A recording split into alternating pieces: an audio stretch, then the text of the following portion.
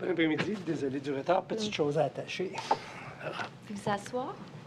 Ça va être sur le même servant, madame. Vous tremblez? Oui. Bonjour, Madame Aubry. Bonjour. J'aimerais maintenant qu'on passe au prochain document, qui est l'onglet 8 dans votre tableau et qui dans votre cahier, et qui est la pièce 50 P448.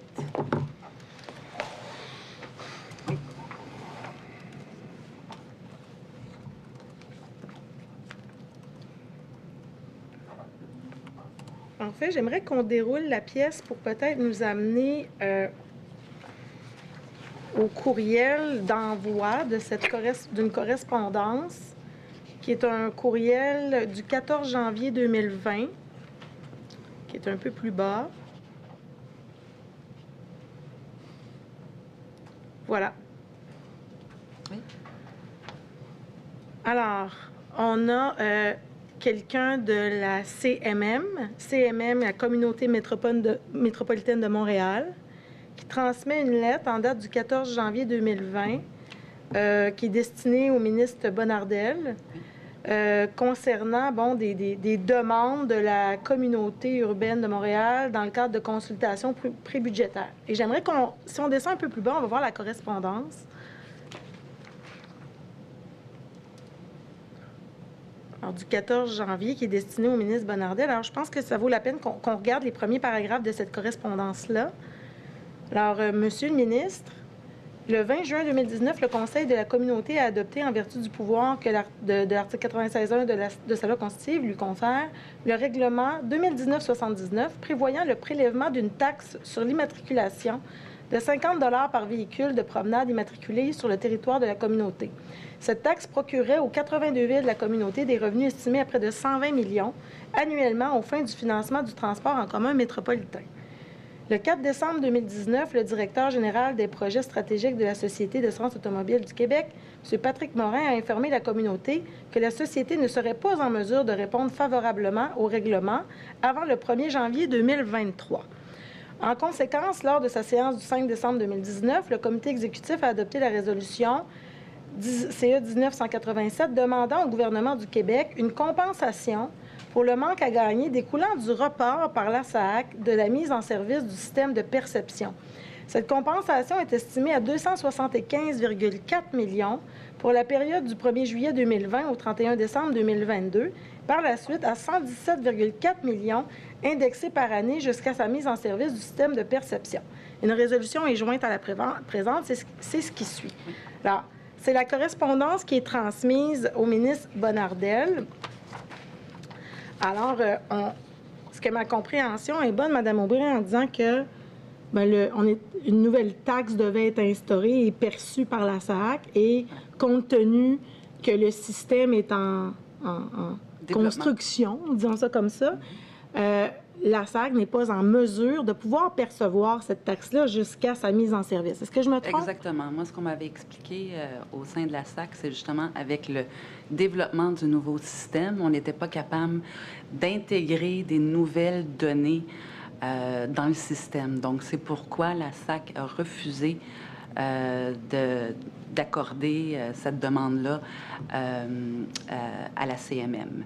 Et la date de 2023, ce que je comprends, c'est qu'eux, à partir du déploiement en début 2022 ou 2021, eux ne pouvaient pas l'instaurer avant le 1er janvier 2023. C'était ce que je comprends de ce qu'ils disent. Là, ma question est à deux volets. Oui. Au moment où on se parle, la livraison 2, elle est prévue, à ce moment-là, elle est toujours prévue pour décembre 2021. 2021. 2021. Oui.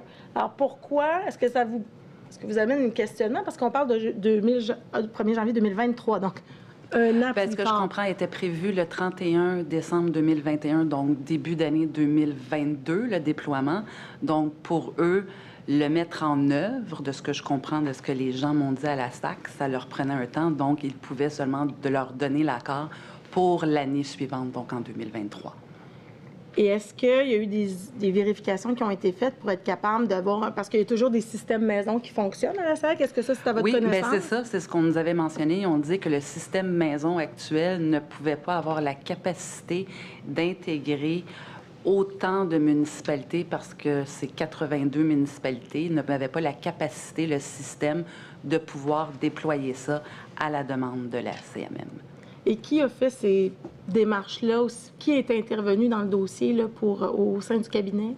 Au sein du cabinet, bien, à cette époque-là, il y avait mon conseiller politique, Alain Généreux, qui était avec moi.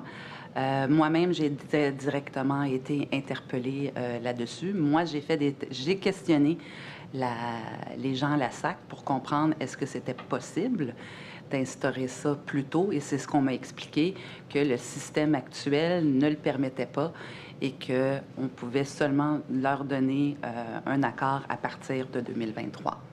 Parce qu'il y a quand même beaucoup d'argent qui est perdu du fait de ne pas percevoir. C'était le montant qu'estimait effectivement la CMM. Je n'ai pas fait d'appréciation sur leur manque à gagner. C'est le montant qu'ils nous avaient véhiculé.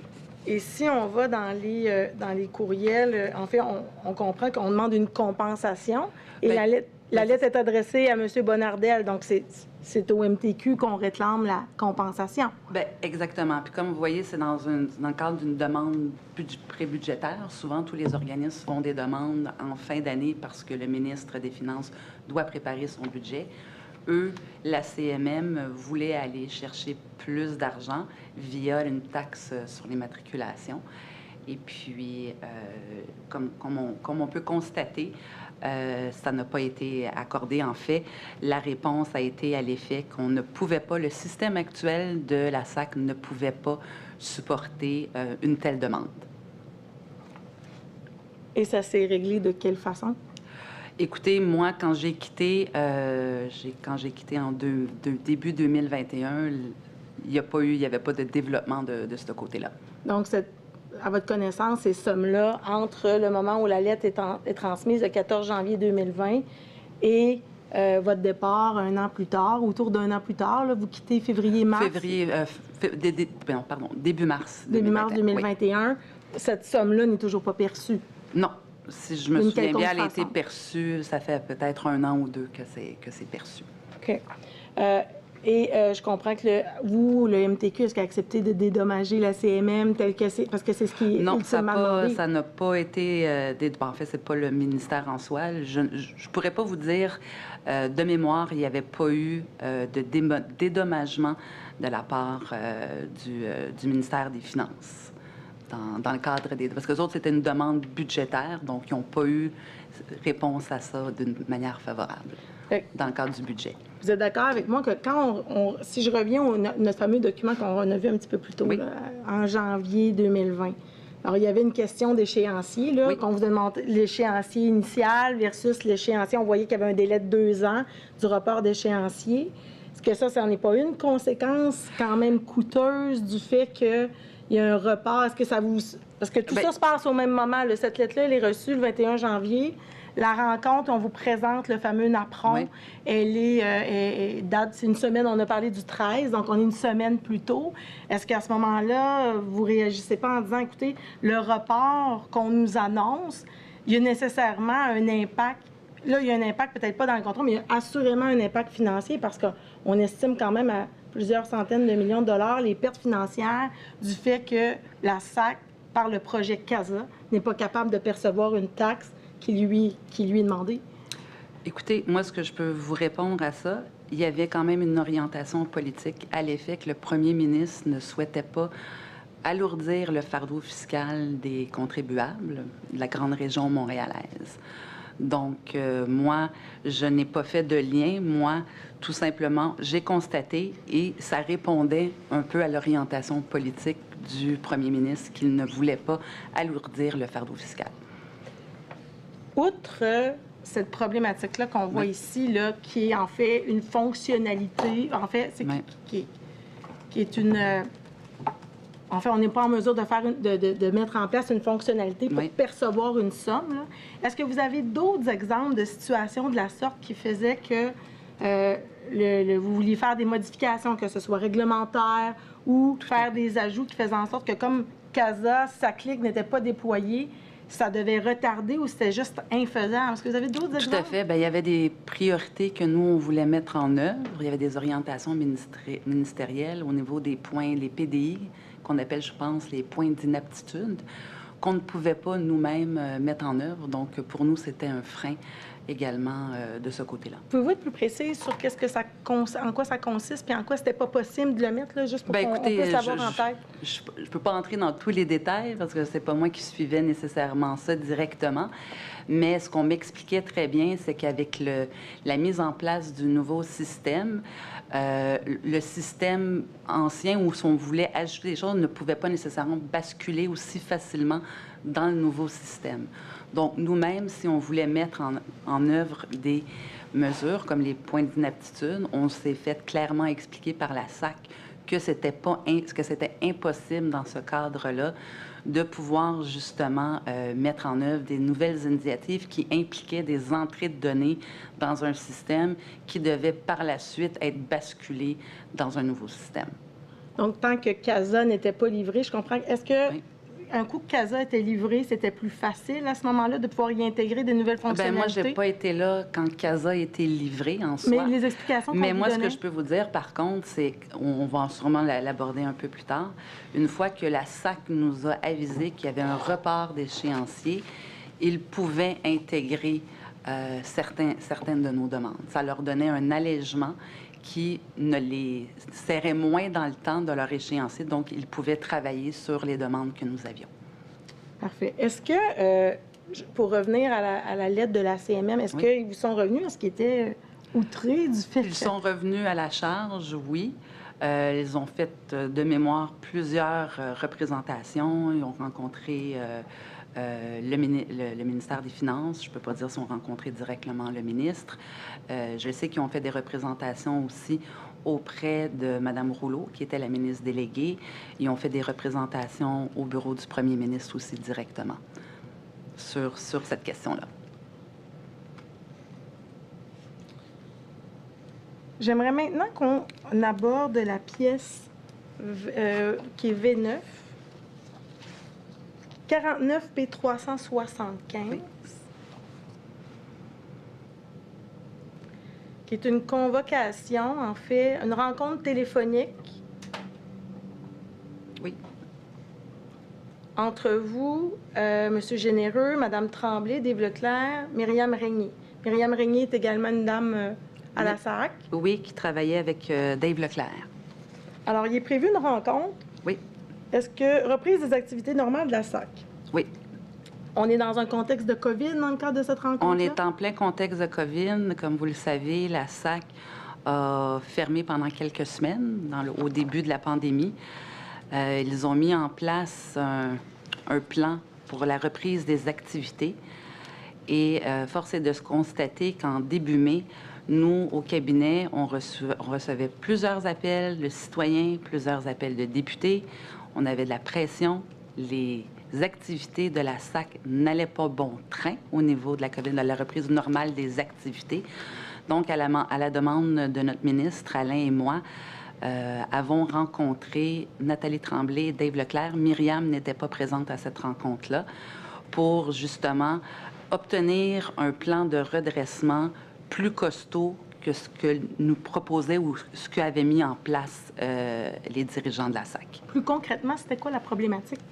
Bien, il y avait un backlog d'activités. On a fermé pendant 4 semaines, 5 semaines. Donc, tous les gens qui voulaient, par exemple, faire un remisage de leur véhicule, les gens qui voulaient les jeunes qui voulaient obtenir leur permis de conduire, que ce soit les gens qui voulaient faire un changement de plaque.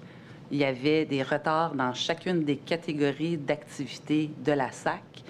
Et c'était, comment je pourrais dire, le retard était énorme. Et puis, les activités, en fait, l'approche qu'avait mis de l'avant l'équipe de Nathalie Tremblay ne semblait pas être assez fructueuse aux yeux du ministre. Donc, il nous a mandaté, Alain Généreux et moi, d'aller faire un tour de roue auprès de la SAC pour leur dire, écoutez, là, on vous met de la pression, on veut des résultats, on veut un plan de redressement et on veut savoir comment vous allez le faire, votre plan de redressement, et on veut des suivis sur le plan de redressement. Est-ce que le cabinet et le ministre, par la même occasion, est-il satisfait de la façon dont la SAC, la direction de la SAC... À ce moment-là, non, absolument. Gérait les activités durant une période de COVID? Bien, c'est pour cette raison qu'il y a eu cette rencontre-là, parce qu'il y avait insatisfaction. On nous disait, on reprend les activités, mais on voyait que ça n'avançait pas à la vitesse qu'on souhaitait.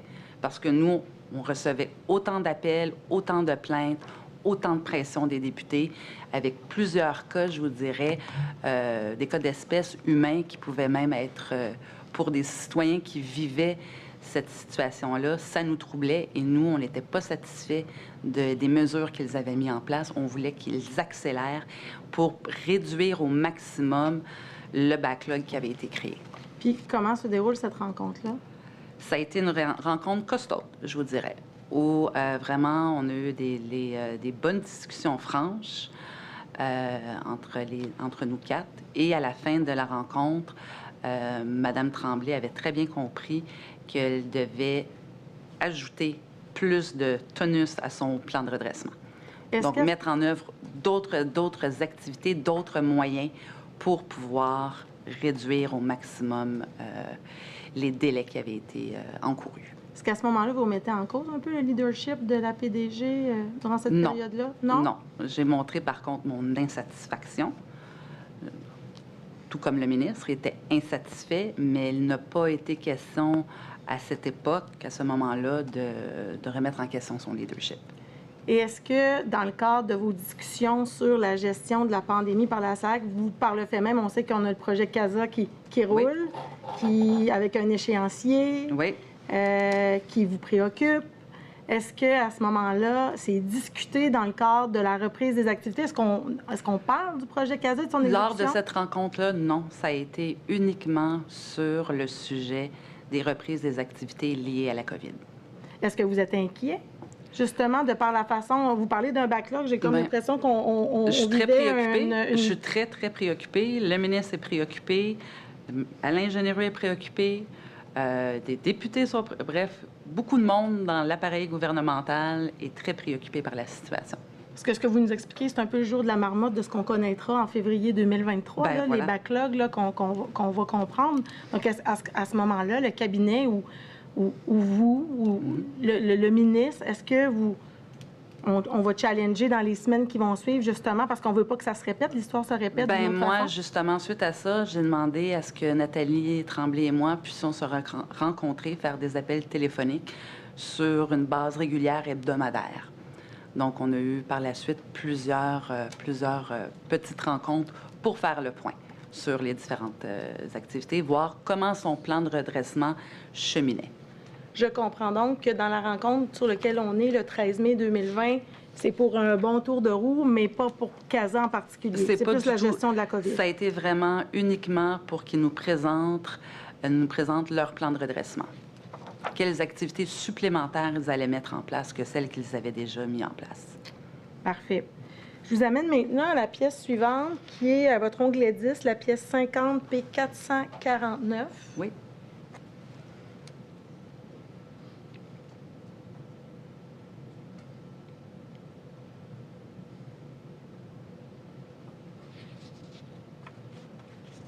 Donc, c'est une rencontre qui a lieu environ une semaine plus tard.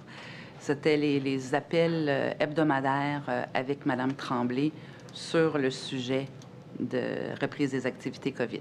OK. Est-ce que dans le cadre de ces rencontres-là, on parle... Je comprends que c'est en général, reprise d'activité COVID, mais est-ce qu'on parle également de CASA qui à ce moment-là, non. Je vais vous revenir plus tard dans le temps, oui.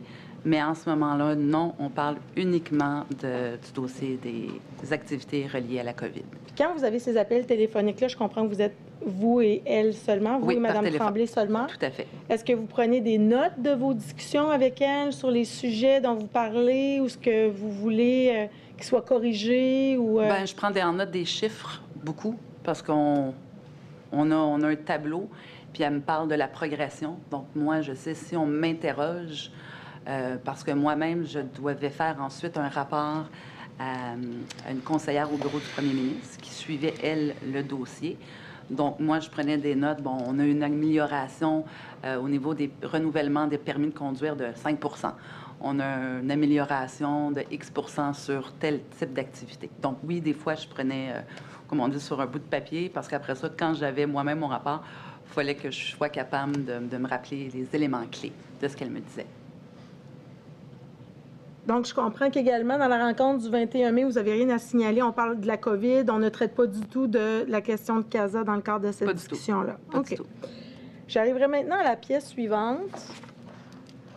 La pièce 49 383, qui est, vous, votre onglet 11. Oui.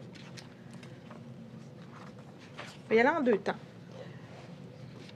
Dans un premier temps, on voit que la SAAC vous transmet des documents à transmettre à la CAP. En fait, c'est eux qui doivent transmettre les documents à la CAP. Mais on comprend par contre de Ils nous cet informent, échange-là. Oui, voilà. Voici, ils nous donnent les documents qui vont être transmis à la CAP. En fait, si on regarde le courriel, si on le descend un petit peu, alors le 28 mai, Myriam Régnier, dont on a parlé tout à l'heure, bon, bonjour, comme discuté avec la présidente et chef de la direction aujourd'hui, voici les documents que nous désirons envoyer à la CAP concernant le projet CASA. Est-ce que vous avez des commentaires à formuler? S'il vous plaît, nous revenir dès que possible afin que les documents puissent être transmis. Merci, bonne journée. Alors, on l'a effleuré un peu avec M. Généreux, mais j'aimerais quand même, la CAP, c'est quoi? Ben, c'est la commission Administration d'accès publique. à l'administration publique. Voilà. Et c'est quoi le lien? Pourquoi la SAAC juge bon de vous transmettre les documents qu'elle devra envoyer à la CAP au préalable? Bien, je pense que c'est de bonne coutume les cabinets soient informés, parce que si jamais le ministre se fait interroger lui-même par la suite, il doit être au courant qu'il y a des documents qui ont été transmis à la CAP, surtout que c'est un forum de députés, donc des homologues au ministre. Donc, lui, dans le cadre de ses fonctions, il est souvent à l'Assemblée nationale. Il peut se faire interroger ou questionner par un député qui siège à la CAP. Donc, c'est plus à cet effet-là qu'on nous transmet l'information. Est-ce uniquement de bonnes pratiques ou il y a une certaine obligation de le faire? Je ne pourrais pas vous dire. Je ne sais pas s'il y a une disposition législative à l'effet qu'on doit. Moi, je l'ai toujours vu. Une bonne pratique à faire pour établir des bonnes relations entre le cabinet, surtout quand on a des informations qu'on partage avec des députés. J'ai souvent vu dans les différents cabinets dans lesquels j'ai travaillé, le cabinet est toujours informé des documents qui sont transmis aux députés. Est-ce que vous avez un droit de regard? Est-ce que le cabinet a un droit de regard sur les documents que la SAC transmettra à la CAP? On peut nous questionner, renseigner, on peut apporter des recommandations, mais ultimement, c'est la société ou l'entité qui dépose les documents qui a la décision finale. On peut émettre des commentaires si on l'en souhaite, par contre. J'aimerais qu'on déroule le document pour voir quel est le document qu'on entend déposer à la SAC. Et ça, c'est le document qui sera effectivement transmis. Alors, on a la version finale. Alors, c'est la mise à jour. C'est un document qui a déjà été déposé, monsieur le commissaire. C'est un document qui a déjà été analysé. Alors, on fait un genre de résumé et on fait les grands jalons à ce jour, les mécanismes internes, donc le nombre, la fréquence des rencontres avec le CA, on le voit un petit peu plus bas, là. Les mécanismes de surveillance de contrôle, le nombre de CA, de comités de direction. Et quand on descend un peu plus loin, on voit également là, la surveillance externe. On voit les revues d'auditeurs, de vérificateurs, et les redditions là, au Conseil du Trésor et au ministère des Finances et à la Commission d'administration publique. Alors, on voit tout ça. Et le document suivant, c'est, comme on est habitué d'en voir depuis un certain temps, un apron. Oui. Sur l'état d'avancement, on peut peut-être réduire, merci, Mme la greffière adjointe. Donc, on voit le fameux document. C'est le document qui sera officiellement transmis à la CAP. Alors, quand on le regarde, on voit la livraison. Là, je comprends que livraison 1, 2, 3, c'est acquis. Maintenant, à ce stade-là, je présume que c'est acquis, que vous les distinguez bien. Oui. et que, bon, il y a même un résumé là, de ce qu'elle constitue chacune, avec un échéancier de déploiement. Alors, je comprends qu'à cette date-là, en ce qui concerne la L2, qui est au cœur des préoccupations, cette date-là, 31 décembre 2021. Oui. C'est la date qui est prévue dans le document transmis à la CAP. Oui. Conception terminée, réalisation en cours. Vous nous avez dit que vous pouvez faire des recommandations. Ce que j'aimerais qu'on voit maintenant, vous, ce document-là, là, est-ce que les documents qui vous sont transmis comme ça, est-ce que vous prenez la peine de les analyser? Est-ce que c'est vous qui les regardez? Dans ce cas-là précis, oui, moi, je l'ai regardé. Tout à fait. Et Est-ce que j'ai vu tous les documents qui étaient déposés à la CAP? Non. D'une manière générale, là, probablement que mon conseiller politique qui était sur une autre urgence où il n'était pas là, donc j'ai eu à traiter ce dossier-là. Dans la mesure où on vous transmet ce document-là pour vos commentaires, est-ce que vous prenez la peine généralement de le regarder oui. pour vous assurer de l'exactitude de votre compréhension pour pouvoir donner justement les commentaires qu'on vous demande? Oui, exactement. Oui. Si vous avez des questions, si le document n'est pas clair, est-ce que vous allez poser des questions Absolument. pour essayer de comprendre les informations qui y sont contenues? Oui, absolument. Parfait. J'aimerais maintenant qu'on déploie la pièce, en fait qu'on aille à l'onglet 11.1 en ce qui vous concerne, et qu'on déploie la pièce 50P465.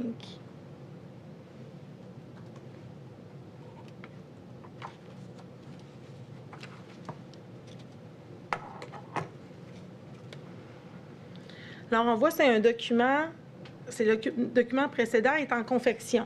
Okay. Et il circule à l'interne. Vous n'êtes pas en copie de ces courriels-là, on ne cherchera pas votre nom, on ne le verra pas. Mais on voit que M. Malenfant, par le biais de son personnel, là, on voit qu'ils sont en confection. J'aimerais qu'on prenne la page, c'est un PDF, la page 18 du PDF. Vous, c'est pas numéroté, Madame Aubry, là, donc je vous suggère peut-être d'aller à l'écran, ça sera plus simple. Là, qui est un courriel, j'aimerais qu'on exhibe le courriel, un courriel du 26 mai 2020 de Martine Tanguay à M. Malenfant.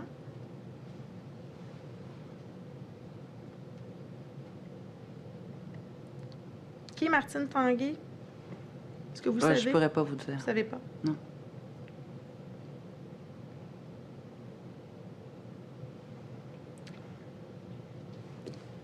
En fait, est-ce que c'est bien la page 18 du PDF?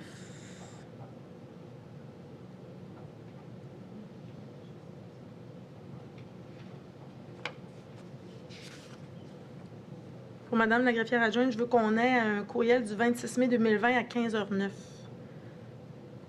Que moi, j'ai comme page 18.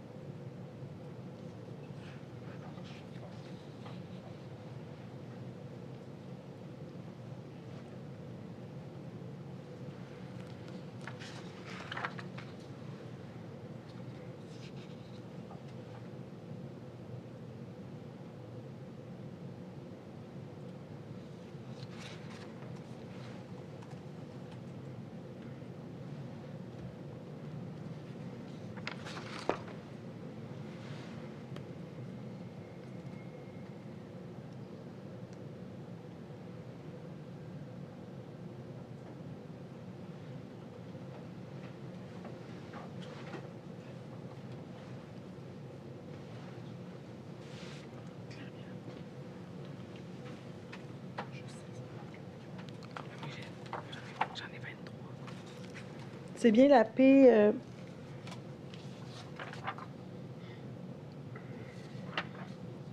C'est bien la même pièce. 49, attendez. 50 P465.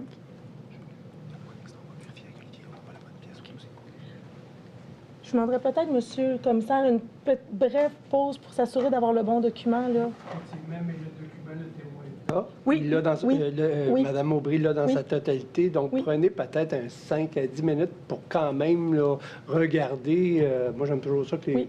les témoins sachent de quoi on parle là, dans son intégralité. Puis quand vous êtes prête, Tout à je vais fait. être dans notre Désolée, chambre. vous assurer d'avoir la bonne pièce Parfait, à je vais être dans l'écran. notre chambre. Mme la greffière, juste à me faire un petit signe quand vous êtes prête. Merci.